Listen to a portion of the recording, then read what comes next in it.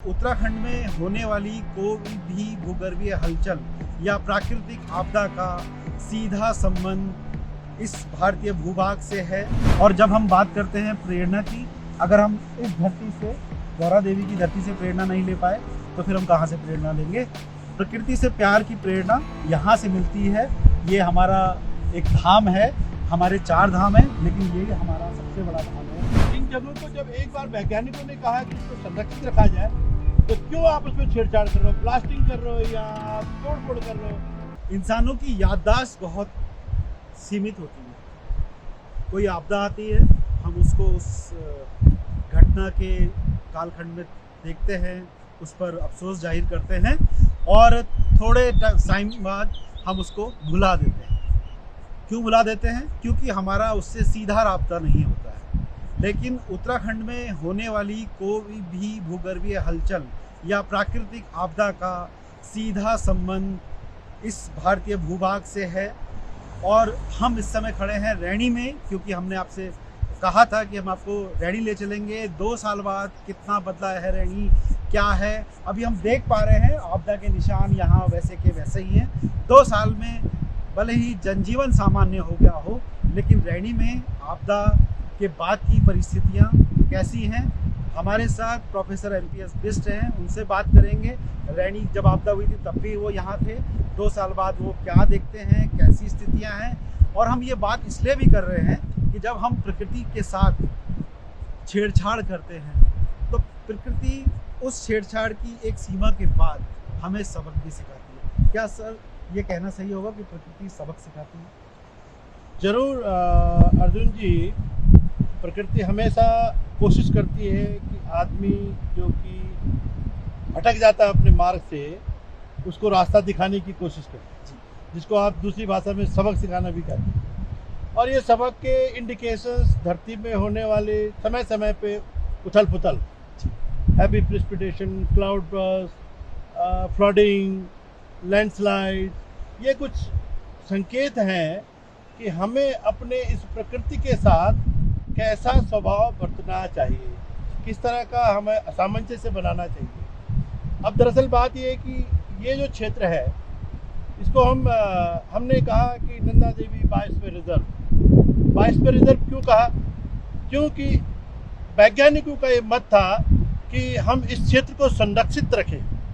यहाँ की जो जीव है, यहाँ की जो वनस्पति है, यहाँ की जो जितनी भी प्राकृतिक संपदा है, उसको हम बिल्कुल अनटच रखें। इसीलिए भारत का ये अपने आप में और उत्तराखंड का पहला वर्ल्ड हेरिटेज साइट और नंदा देवी बायोस्फीयर रिजर्व के नाम से जाना जाता है।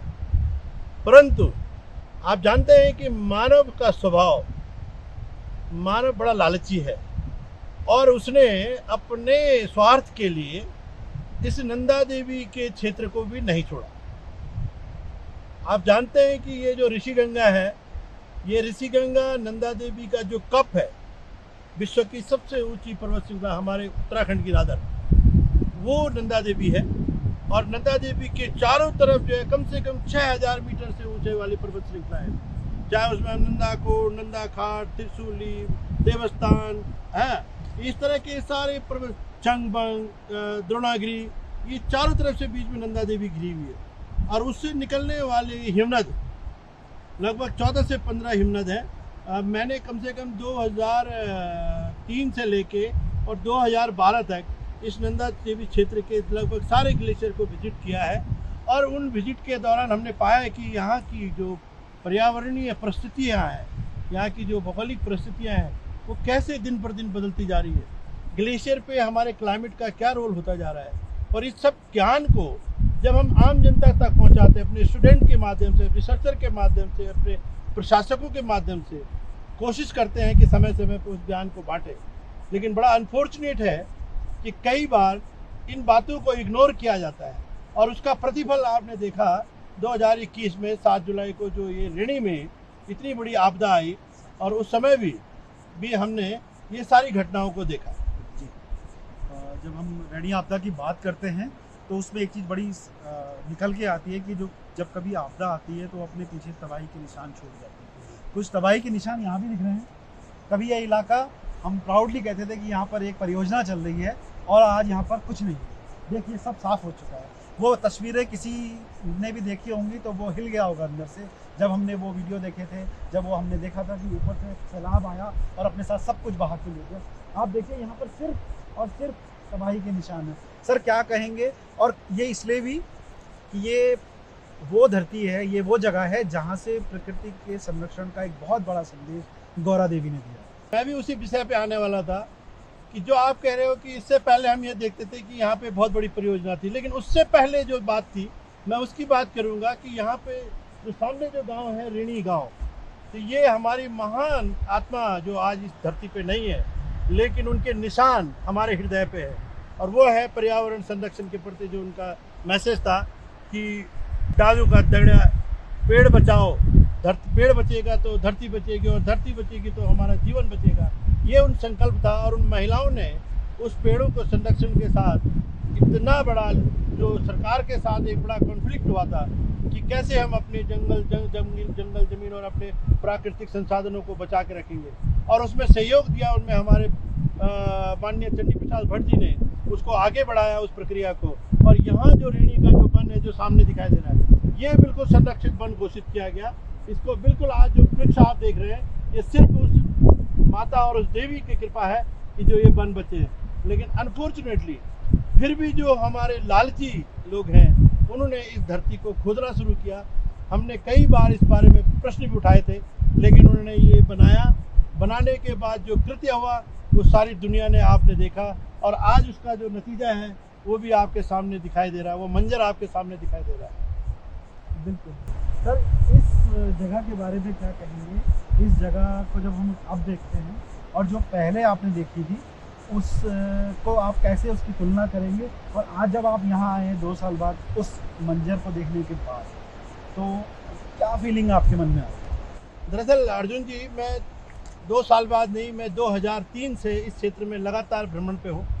मेरे कई शोध पत्र और शोध छात्र इस क्षेत्र से शोध कार्य कर चुके हैं, और जब हम 2002-03 में आते थे तो इतना सुंदर खेती होती थी यहाँ पे, बहुत चारों तरफ बहुत ही हरियाली रहती थी, दाल होती थी यहाँ पे, आलू होते थे यहाँ पे, फाफड़ होते थे यहाँ पे।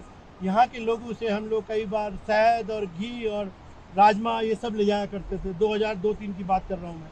उसके बाद धीरे धीरे मैं रिसर्च वर्क करता रहा, आता रहा यहाँ पे। 2008-9-10 में हमने यहाँ पे जब ये प्रोजेक्ट चल रहा था, स्टार्ट हो रहा था कि वहाँ से इसमें धौलीगंगा में बैरियर बना के इसको डाइवर्ट करके यहाँ से आउटलेट से यहाँ पानी डाला जा रहा था, तो तब भी हमने इसके जो मालिक थे कंपनी के हमने उनको आगाह किया था कि आप जो है यहाँ पे क्यों अपनी मौत को निमंत्रण दे रहे हो। और देखिए प्रभु की बड़ी कृपा थी, ये मैसेज उन्होंने उसको इग्नोर किया, और उसके 1 साल बाद उस मालिक के ऊपर इतनी बड़ी चट्टान गिरी और वो ख़त्म हो गई। और फिर उसके बाद समाज को भी हम कई बार मीडिया के माध्यम से, आप लोगों के माध्यम से, चैनल के माध्यम से बताते रहे कि भाई कम से कम जो हमारा नंदा देवी बायोस्फीयर रिजर्व है उसके मुहाने को तो मत छेड़ो। क्या आवश्यकता है उसके मुंह को छेड़ने की? कम से कम उससे जो भी आपने इंजीनियरिंग, ठीक है पावर जनरेशन की ज़रूरत है, हमें एनर्जी की ज़रूरत है, तो इन जगहों को जब एक बार वैज्ञानिकों ने कहा कि इसको संरक्षित रखा जाए तो क्यों आप उसमें छेड़छाड़ कर रहे हो, प्लास्टिंग कर रहे हो या आप तोड़ फोड़ कर रहे हो, हैप्पी मशीनें चला रहे हो और नदी का रास्ता रोक रहे हो।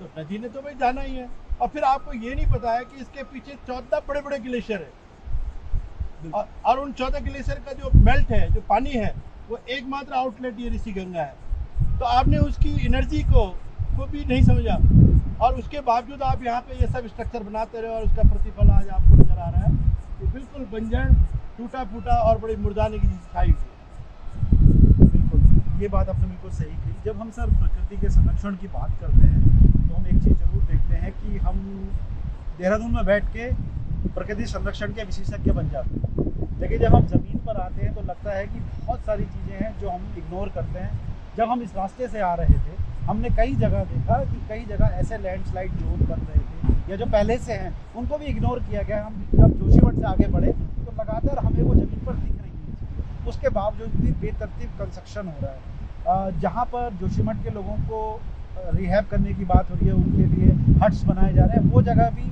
एक तरह से कहें तो स्लाइड जोन में आता है। आप क्या कहेंगे उस बारे में, और क्या हम सिर्फ देहरादून में बैठकर जो हम आकलन कर लेते हैं वो सही होता है, या हमें ग्राउंड पर आकर चीज़ों को रियल टाइम में देखना चाहिए, क्योंकि ये चीज़ें रोजाना बदलती हैं। देखिए अर्जुन जी, धरातलीय ज्ञान किसी भी कार्य के लिए बहुत महत्वपूर्ण है। जब तक आप धरातल में न हो तब तक आप हवाई बातें करते रहो, उसका कोई नतीजा निकलने वाला नहीं। मैं बात करता हूँ कि मैं यहाँ जो हूँ बहुत सुंदर गार्डन बना रहा हूँ, मैं इसको बहुत सजा रहा हूँ, लेकिन आप सजा क्या रहे हो? आप तो प्रकृति को जो है, जो उसका ऑलरेडी जो उसका नेचर था, जो अपने आप से, क्योंकि देखो प्रकृति अपने आप को हील अप करती है। आप देखिएगा 2 साल बाद 10 साल बाद यहाँ पे जो है फिर हरा भरापन हो जाए, लेकिन क्या होगा? हम सब भूल चुके होंगे कि पहले क्या हुआ।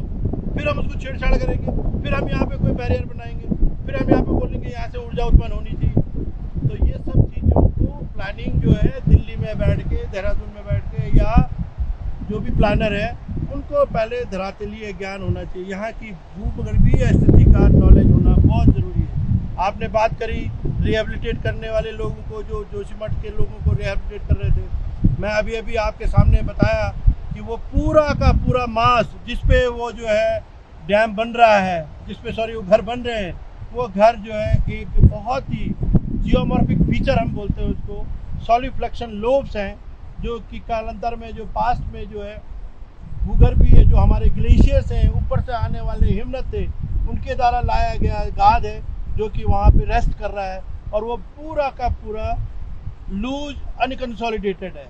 अब आप खुद सोचिए कि ऐसे लूज और अनकंसोलिडेटेड मटेरियल के ऊपर अगर हम किसी को बसाने की बात करेंगे तो कहाँ तक जस्टिफाइड होगा? ये खुद को सोचना चाहिए, ये हमारे इंजीनियर को सोचना चाहिए, ये हमारे प्लानर को सोचना चाहिए, ये हमारे पॉलिसी डिसीजन मेकर को सोचना चाहिए कि हम कहाँ जा रहे हैं, कहाँ हम खर्चा कर रहे हैं। बिल्कुल सही कहा आपने। ये हमारे पॉलिसी जो प्लानर हैं, जो नीति नियंता हैं, उनको सोचना चाहिए कि हम कहाँ जा रहे हैं। हमें विकास चाहिए, ये बिल्कुल सही बात है, लेकिन विकास किसकी कीमत पर, किस कीमत पर और किसके लिए? जब इस विकास के यात्रा में सहभागी ये लोग नहीं होंगे जो यहाँ के बाशिंदे हैं, मूल बाशिंदे, तो वो विकास किस काम का? और जब हम बात करते हैं प्रेरणा की, अगर हम इस धरती से, गौरा देवी की धरती से प्रेरणा नहीं ले पाए तो फिर हम कहाँ से प्रेरणा लेंगे? प्रकृति से प्यार की प्रेरणा यहाँ से मिलती है। ये हमारा एक धाम है, हमारे 4 धाम हैं, लेकिन ये हमारा सबसे बड़ा धाम है जिसने हमें एक ऐसा संदेश दिया कि हमें प्रकृति का संरक्षण करना चाहिए। बहुत बहुत धन्यवाद इस चर्चा को सुनने के लिए। कोशिश ये है कि हम लोग रियल मुद्दों पे बात करें, पहाड़ों पे जाके बात करें, देहरादून में बैठ के ना करें। धन्यवाद।